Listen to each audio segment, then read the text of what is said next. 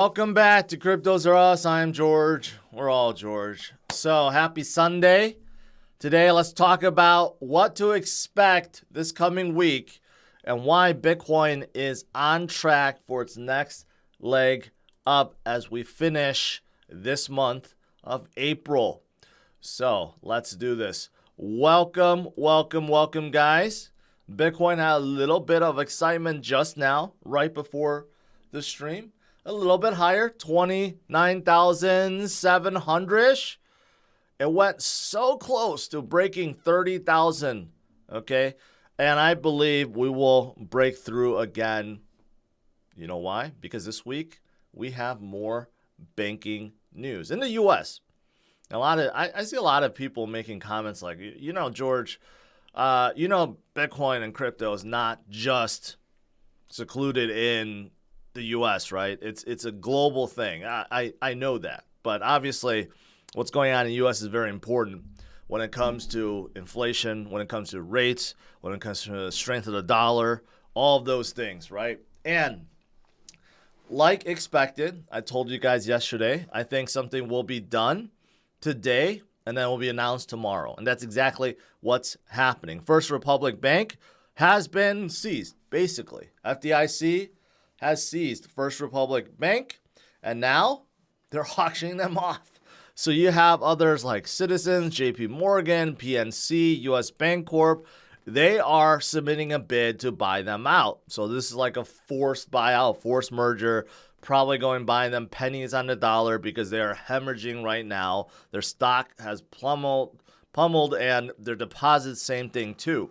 So this is what's going to happen this week. And remember, Jim Cramer just said that he expects the banking crisis to be over after First Republic goes under. And we know that Inverse Cramer has been 100% accurate. So this week, after this is a done deal, we may start hearing about other banks that are going through the same thing. And this is going to help Bitcoin in a big way, right? So everything is still on track.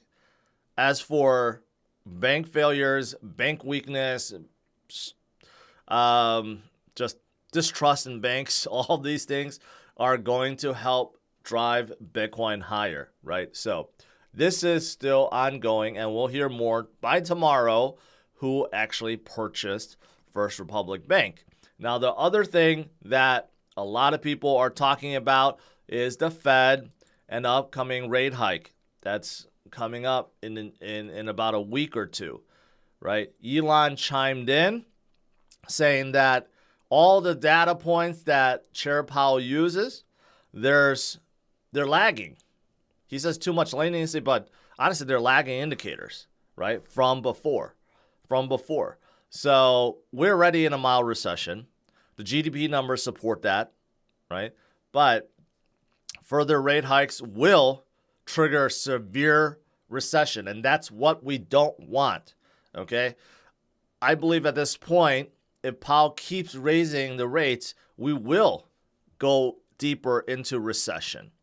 We're starting to see with unemployment is starting to come up. A lot of people are being laid off right now, and retail sales are plummeting, okay? I mean, there's a lot of businesses struggling right now already. Banks are struggling also. Yet, there are many people that predict that Powell is not going to stop. There's an 84% chance now.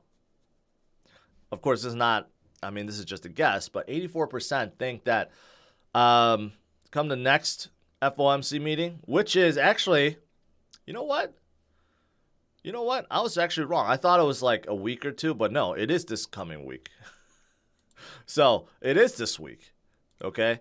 And there's an 84% chance that this will happen, which is not good. It's going to drive our rates up to 5%. It's going to cause more pressure on the banks and on businesses and on unemployment, jobless claims, right? These are all terrible things. But this is the only way the Fed knows how to get inflation down. All the tools that Powell has said he has in his toolbox or tool shed, there's really only one: raising rates and making everyone broke. That's really it. But if we go into a deep, deep recession, that's no good. That's no good. But again, this is also helping the Bitcoin narrative, right? Inflation and the Fed seems like no one trusts either right now. And if you don't trust the Fed, the biggest bank in the U.S., and you don't trust that they can keep inflation under control, and I'm not even talking about a debt ceiling, that's also another problem. But if you don't trust any of these guys or entities, who do you trust? Well, you trust the currency, the commodity, the store of value, the medium exchange that was created by the people, for the people, Bitcoin. Okay, that's who you trust. And speaking of Bitcoin, whales have been accumulating almost $2 billion silently accumulated just within the last 2-3 weeks, 18 days. These whales are buying up Bitcoin behind the scenes, OTC. People always get confused. Why, if there's such large purchase orders, why do we not see Bitcoin go up more? Because these guys are doing OTC, over the counter, behind the scenes. They're not doing it on spot Binance or spot Coinbase, because that would be ridiculous. Because it'll start driving prices up way too high and they can't accumulate cheap. They're doing it behind the scenes, off the order books, so you don't see it, but you could see the transactions. You could see a lot of Bitcoins being moved around, right? But they are definitely accumulating right now, including some of the biggest banks and financial institutions out there. And of course, retail investors are still DCAing, buying up. 46% of millennials in major economies own crypto. I still think this is high. I've talked to a lot of people, millennials. Just yesterday, I talked to a family friend. He's 28 years old, but he has no clue about Bitcoin and crypto. He does hold some Doge, but that's it. He FOMO'd in because everyone else was talking about it, and that's it. He has not paid any more attention to it. So unfortunately, I think this number is exaggerated because maybe some people like FOMO'd into SHIB or Doge, but they're not really into it. They're not really about decentralization or figuring out what Web3 can bring to the space. I mean, they don't care about any of that. They just wanted a quick pump. And unfortunately, they experienced a quick dump instead. So I think the numbers are actually much lower. But regardless, that's good. Lower numbers are good because we know it's still early.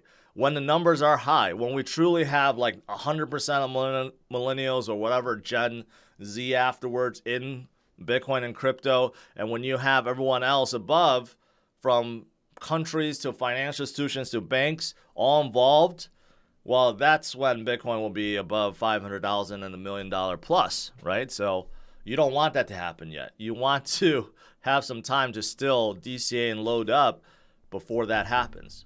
So obviously, charts like this, which measures Bitcoin's fundamentals, continues to rise.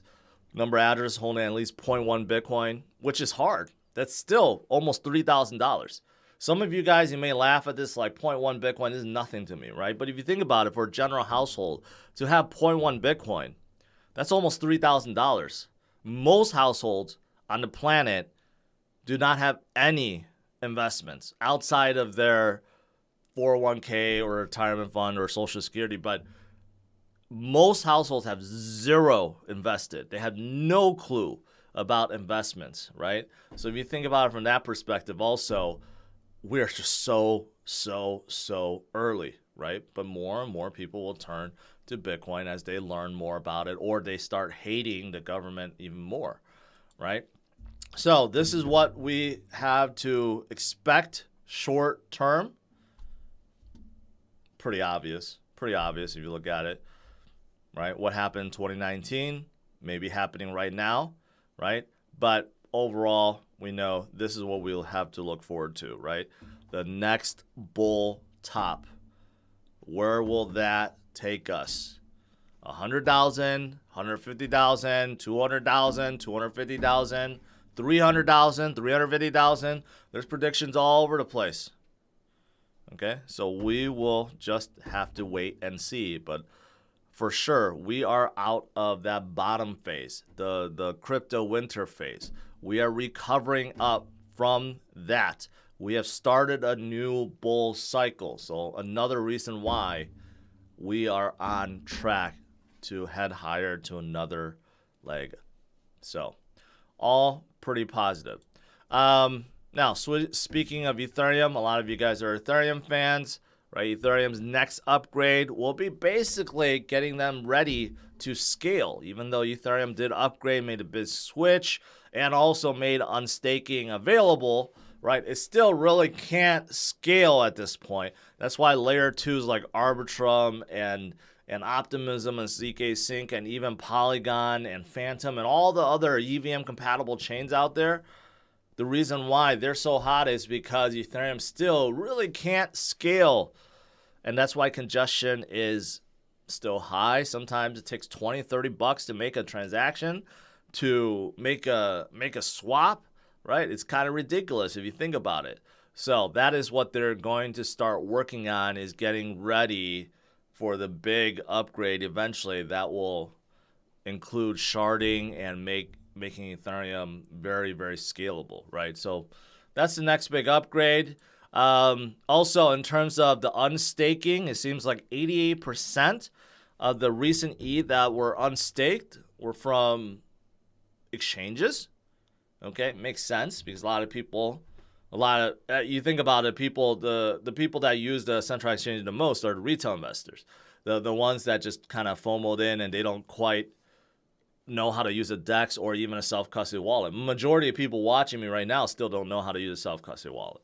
That's the funny thing. It may seem like everyone knows. No, they don't. Most people watching this don't know how to use a self-custody wallet. But so this makes sense, right? But the thing is, on the flip side, even though there has been so many that unstaked from centralized exchanges, there have been equal amount of people staking now in DeFi projects and liquid staking projects.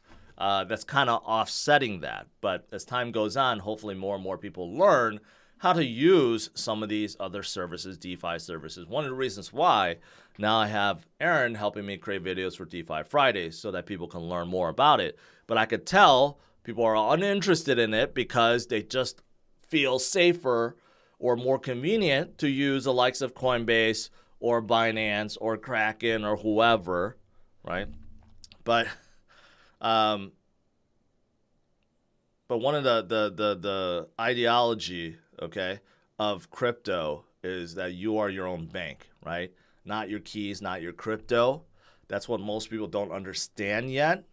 And they think that someone like Coinbase can't ever shut down. Just like people think that First Republic Bank or Signature Bank or SV Bank can never shut down. But they do. They do, right? And these kind of centralized exchanges or entities could also shut you down. Many people have been shut out. Their account gets frozen.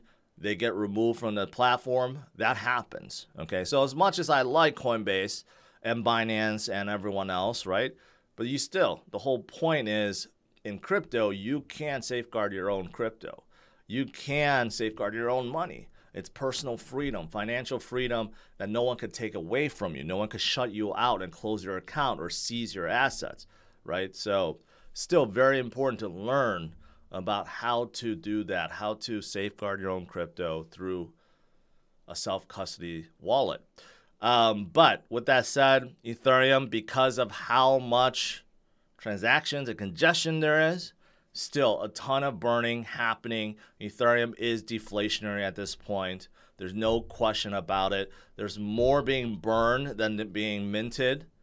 Okay, you could see over here, last 7 days, 28,000 ETH burned, 13,000 minted. So that's why you have this deflationary thing going on. This is just over the last 7 days, just the last week. They took the ability in here to look at it for, no, you could go way beyond that. So this is the last 30 days, right? Look at how much ETH has been burned, 30 days. And then, I don't know if you could go beyond that. Yeah, since the merge, I mean, this is a big difference, okay? Big difference between this merge and not merge, which you could see.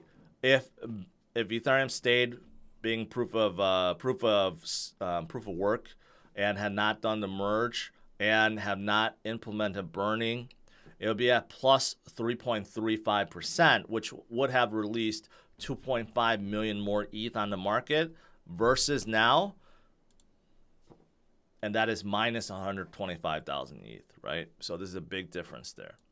And of course, ETH non-zero addresses is flying up too, just like Bitcoin's addresses. So a lot of people still DCAing, coming into the space, and that's awesome. And layer 2s also utilize ETH, so think about that. But beyond ETH, there's a lot of other chains out there doing good stuff. MasterCard, I covered them recently. They partner up with Solana, Polygon, Aptos, Avalanche to create common crypto standards. Interesting. Not that any of these projects really or chains really need MasterCard to do that, because there are projects already that's doing this, but it's kind of, kind of separated, secluded. Every chain has their own projects, right? So maybe the good thing that comes out of this is, yes, they all come together and work together and come up with some kind of standard. But, it just kind of shows you that even legacy financial systems are getting involved because they even see the future, Web 3 future, Web 4, whatever, Web 5, right? It's going to be created on top of these decentralized networks, right? The ones that we have heard of before. And then what else is going on? Solana, Helium completed its upgrade, so it's fully migrated to Solana. This happened just, a few weeks ago. Outside of that, I haven't heard much happen with Solana. Aptos is introducing delegated staking, which makes it easier for people to stake smaller amounts, and you can get a validator to basically stake for you. Basically, that's why it's called delegated staking. So it just makes it easier for people to stake. And then also they have partnered up with Ledger, so that's also good. So you can connect your Ledger into their Aptos wallet, Petra wallet, right? So makes it a little bit more secure for those of you guys that know how to use a self-custody wallet. All right, that's pretty much it. Bitcoin, looking like it wants to break 30,000, 29,800. Looking good. Maybe we'll get above 30,000 again during Q&A. Overall market cap has gone up slightly. Not too much gains for today, but we could see a lot more coming for sure. All right, let's do some Q&A.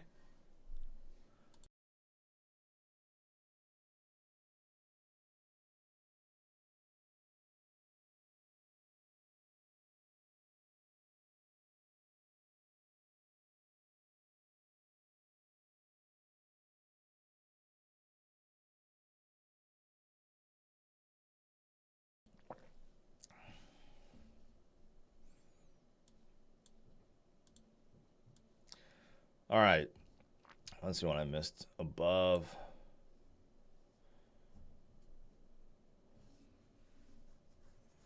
Oliver asked, you think Graph could make back to its all-time high? Yes. Graph is not very sexy. Okay, it's very important, but not sexy. It's almost seen like a Google, like it could index chains, but it also, in reverse, helps projects come up with APIs so data retrieval can happen. So it's necessary, but not very sexy. That's how I like to put it. So we'll get back to its previous high, yes. What if MetaMask goes down? It doesn't matter. You take the recovery phrase and restore your wallet somewhere else. That's the whole point. The recovery phrase or the private keys is the most important. Not the wallet, not the computer, not the phone. It's the recovery phrase.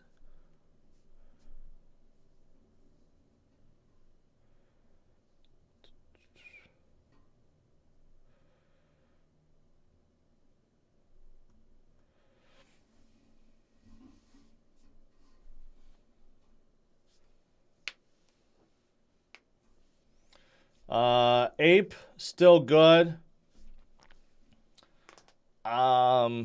Yes. Yuga Labs, still the dominant dominant company when it comes to NFT and gaming. So, yes. Let's see.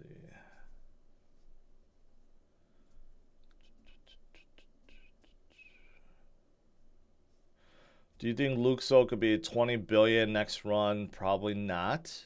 They've lost a lot of momentum. A lot of people gave up on them because they've been waiting for that mainnet for a long, long time.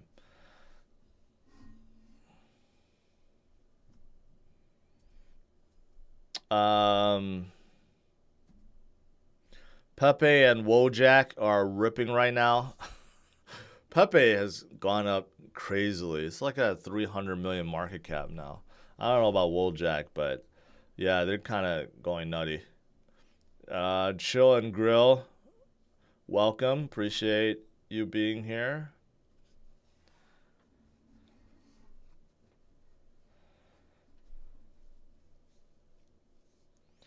How high do you think Injective can get in the next bull market? I don't know. Injective to me came out of nowhere. It only showed strength the last few months, but it's been around for a long time. It's an L1 DeFi ecosystem within Cosmos. It didn't really gain much until recently. I know they went through a few upgrades. I can't think of them off the top of my head, but they did a few things that brought a lot of attention to them. So now they're at number 68, 657 million. So they could do well. They could do well. Casper, people have asked about Casper. Casper is starting to make moves. They're also L1. Not that familiar with them, but there's a lot of new L1s that's starting to really gain shape for sure. Immutable X, still another one, waiting for their chain to come out. They're pretty big with NFTs and soon in gaming. Elron is still kind of hovering there. VeChain still looking good. Near Arbitrum. A lot of these are still holding very well indeed.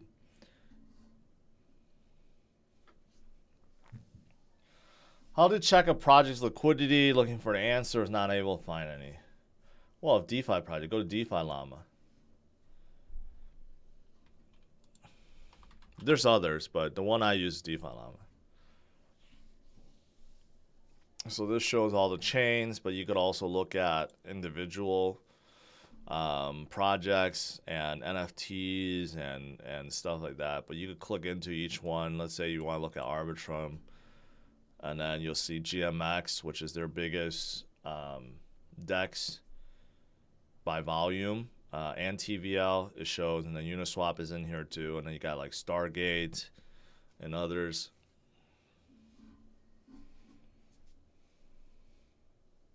By the way, did you guys watch yesterday's?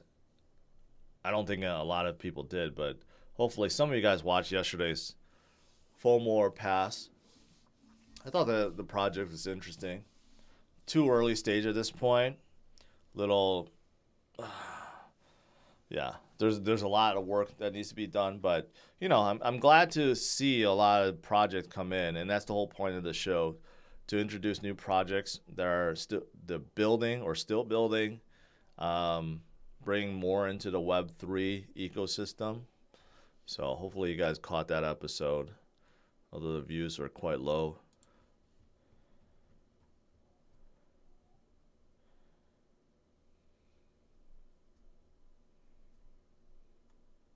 Lazaro, thank you. Sean, what's the best wallet for viewing and interacting my NFTs? I can't see a MetaMask unless I use the MetaMask. You could use Trust Wallet. You could use RX Wallet. Basically, any wallet that has an NFT viewer, Sean, you can see it. Just restore it into one of these other wallets, and you should be able to see it.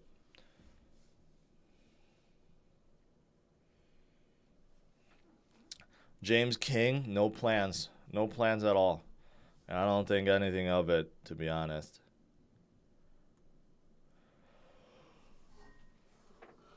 I try to keep myself away from meme coins, but it's hard to ignore sometimes because they pump up and everyone's asking about it, but Try not to look too deeply in any of them other than sheep.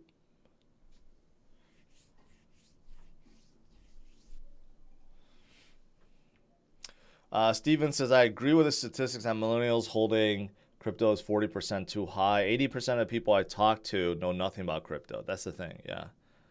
I think this is like looking at, maybe like number of people that may have FOMO'd into SHIB or Doge at one point in time, but they really are not crypto people. So I think that may be partly what makes this number so high. Adam, what do you think about the biggest upside, Arbitrum or Render? Arbitrum for sure. Render's not even in the equation. Render's not even about that. Render's about lending GPUs out for projects to use. Arbitrum is a layer 2 for Ethereum. It's very, very different.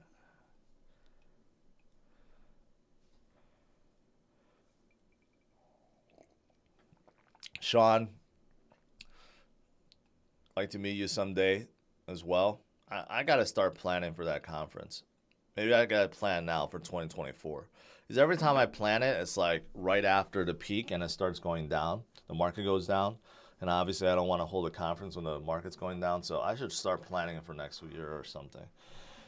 But I am having a meetup in Miami. So those of you guys that are that are coming to Bitcoin 2023, if you are an NFT holder, glad to invite you to this meetup, or this party, I should say.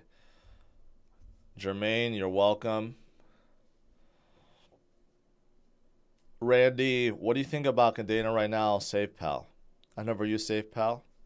Cadena is kind of hovering, right? I think I caused a little bit of drama by saying what I did before, but it's true. So I'll just leave it at that. I'm talking to a few guys from the team that seems to want to help, so that's good. But overall, I'd just like to see him do better.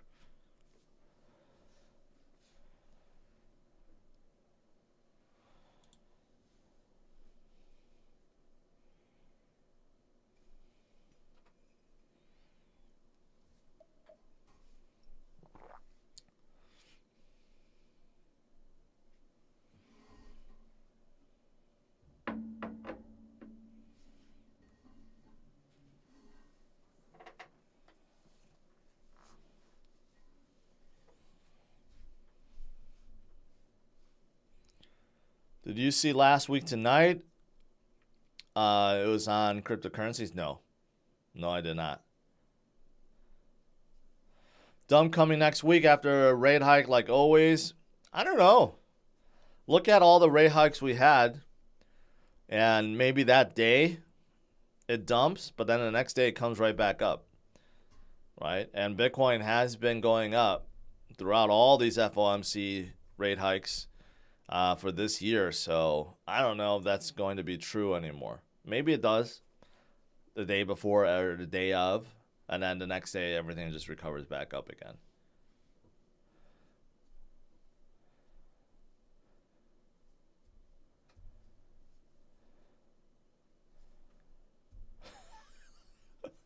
Pepe is the father of an entire meme. Don't ignore it or you will regret it. Well, if you're going to participate in a meme coin, like I said, put a small amount. Don't put your whole life savings in there. If it pumps up, great. It'll carry your portfolio. If it dumps down, well, then it doesn't affect you too much. So, that's what I have to say about meme. If you're really bored, you want to FOMO in or you ride the wave, sure, do so, but use very, very little amount of your portfolio. Johnny, say we get in the next Cold War with Russia and China. Would digital assets make any sense or make more sense? Makes me wonder with all the bank volatility and joke and SEC. Johnny, why don't you tell me what your thoughts are? Because you know what I'm going to say, right? I think you already know without asking that question. It would make digital assets make more sense. And it makes something like Bitcoin make more sense because it's not sovereign to any country. Russia and China can accept Bitcoin because it's not controlled by the U.S. and vice versa too. It makes a whole lot of sense for Bitcoin.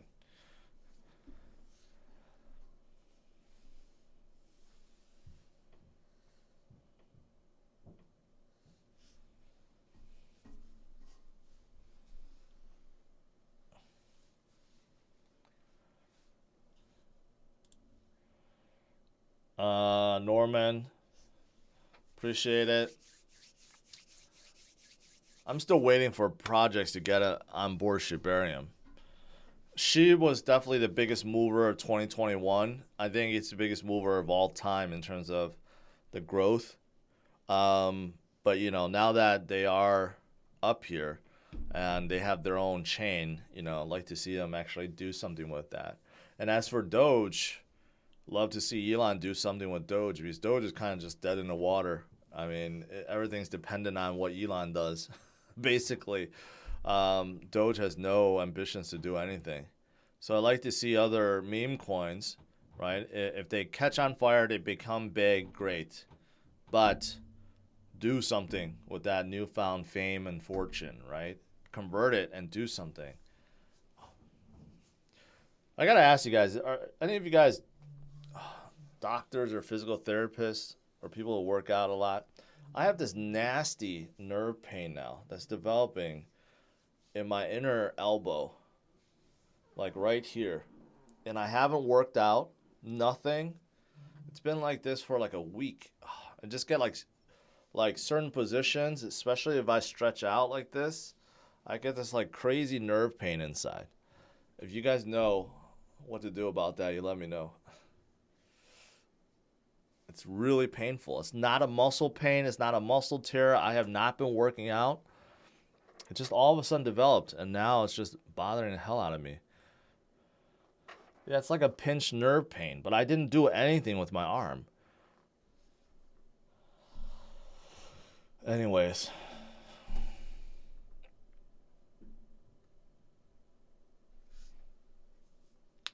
Stretch out your neck? What does that have to do with my neck? Medicate a hamster. That's not the reason.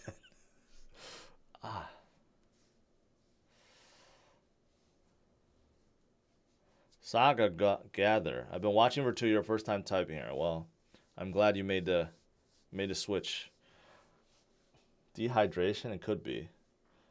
Tennis elbow makes sense, but I don't play tennis. I don't do anything. I've been shooting around with basketball, but I've been doing that for a while, and even that has decreased. I have not been doing that much physical activity, so I don't know how I could develop some kind of tennis elbow. Anyways. That's ChatGPT. I guess that's a good one. All right, guys. I'll let you go. Overall, Bitcoin is looking good today, and it could look even better this week with First Republic and more banks closing down. Maybe the FOMC meeting. We'll see. Maybe Powell does not raise rates like expected. So that's good. That's good overall. All right, guys. Smash it a like. Subscribe to the channel. Another weekly recap video coming up tonight. And if you haven't checked out FOMO or Pass from yesterday, do so. Or Aaron's DeFi Friday video. Those are good stuff. All right, guys. Have a good one. Take care. Bye-bye.